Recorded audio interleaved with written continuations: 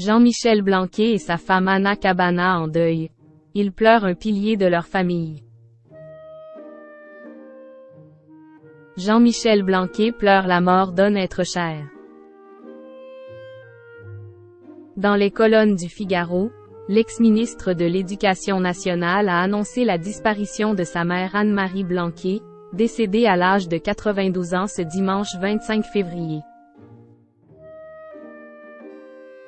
Une disparition qui va laisser un grand vide à Jean-Michel Blanquer. Dans les colonnes du Figaro, ce mercredi 28 février, l'ex-ministre de l'Éducation a annoncé le décès de sa mère, Anne-Marie Blanquer.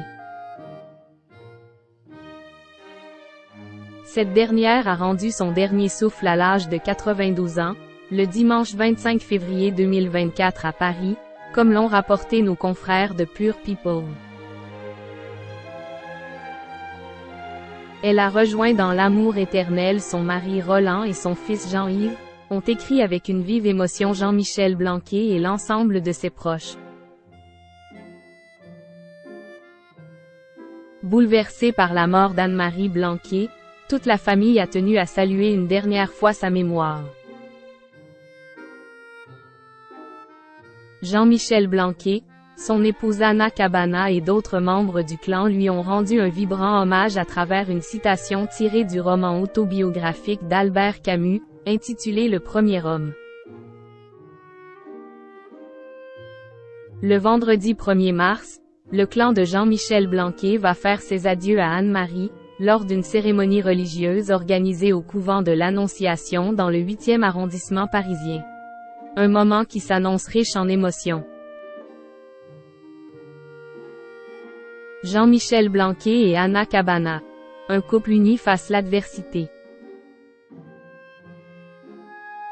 Dans cette épreuve douloureuse, Jean-Michel Blanquer peut compter sur le soutien infaillible et l'amour de sa femme, Anna Cabana. Depuis 2020, l'ancien membre du gouvernement d'Emmanuel Macron partage sa vie avec la journaliste. 2 ans après leur rencontre, le couple a décidé de s'unir pour la vie.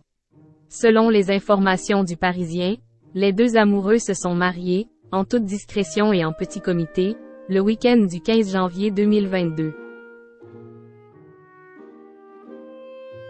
Peu de personnes, même parmi leurs proches, ont été mises dans la confidence de cette union officielle, précisait le quotidien. Un mariage qui tord le cou aux nombreuses critiques.